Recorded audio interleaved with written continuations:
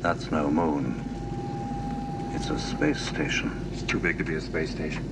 The Death Star is a fantastic collection of exotic technologies. And it was a chance in the movie to do things with motors and with weird electronic tones and with loops of sound played backwards through reverb chambers.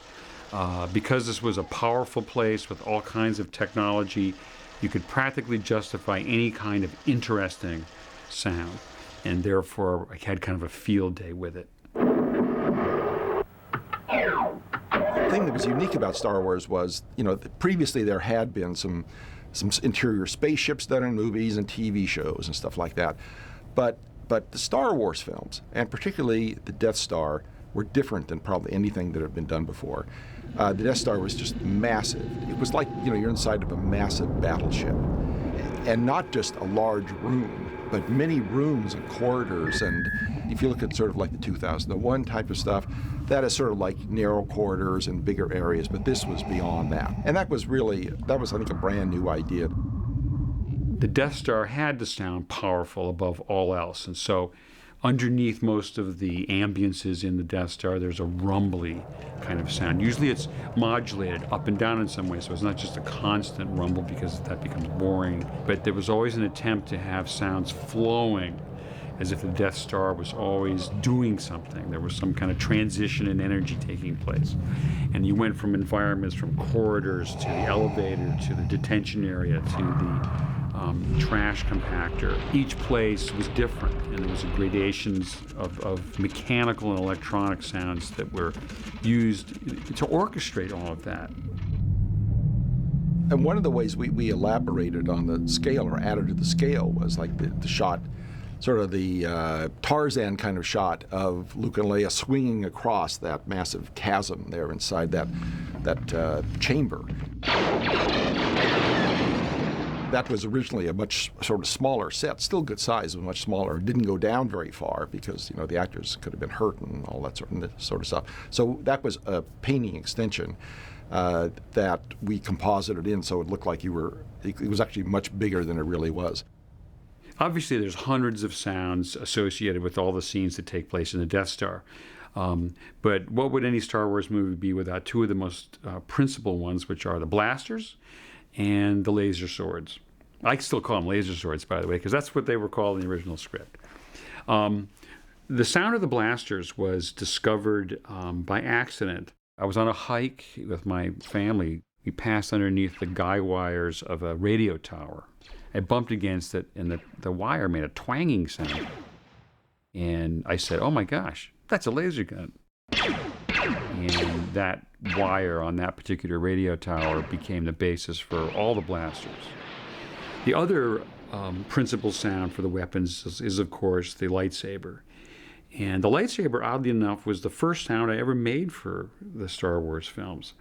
I had an immediate idea about it, even when I saw the artwork on the wall of George's office. When I left you, I was but a learner. Now I am the master. Only a master of evil, Darth. I remember when I cut together the first temporary version of the lightsaber fight between Vader and Ben Kenobi. At this point, no one had heard a lightsaber. It certainly, no sound had been put in against picture. And I worked alone for a few days in the editing room, cutting the sounds and mixing them together. And then we had a screening of the movie for the editing crew just to see where we're at. And I sort of sprung this sequence on them with the sounds cut in. And I got great reviews. It brought it to life in a way that hadn't existed, because now the swords had energy associated with them, and that energy came through the sounds that were, synchronized with them. And it was a very satisfying feeling. That sound never changed much. It never was challenged by anyone. George seemed satisfied with it right from the start, and I just moved on to the next thing. I know tests were done on the colors of the lightsabers and everything like that. They originally tried to do it with actual front projection material, with a light right by the camera, so it looked super bright. And then they could do it, without any optical effects, and that didn't work out. So George had to go back, and somebody had to go and sort of animate each of those lightsabers for every single frame, and then color each one in different colors so you could tell them apart, and occasionally add flashes over the whole frame that gave it a lot of energy, and some little lens flares when they cross. All that stuff adds so much to it. If you'd left the lens flares out and if you left the flashes, it would have been much flatter. And that's one of the reasons that sequence is so much more interesting than a sword fight in a Robin Hood movie, because they can't do anything in those movies except just hit them back and forth. But in this case, it was really a wonder to behold, and a real feeling that there's energy in these two lightsabers. And when they touch, watch out, because something could happen.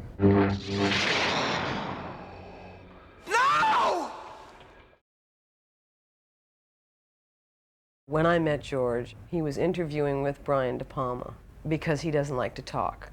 Brian talked, and I talked, and then I went away.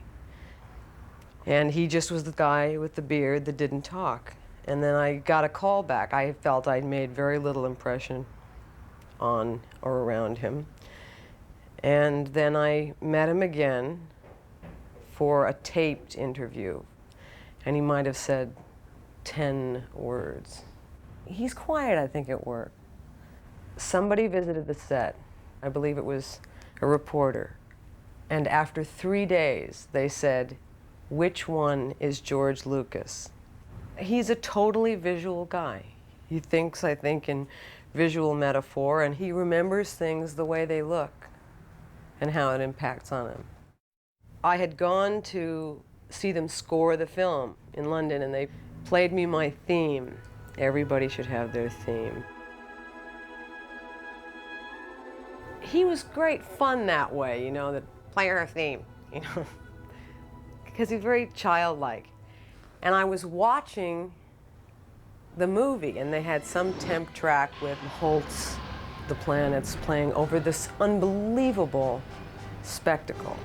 And I looked over at George, and he was like this little kid. He was thrilled. He knew it was great. It was fun, and that was the most fun, I think, when he was scoring that picture and you could see it starting to come alive.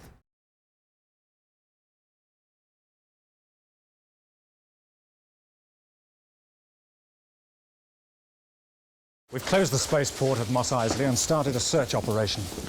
It's just a matter of time before we find the droids. Send in more troops if you have to.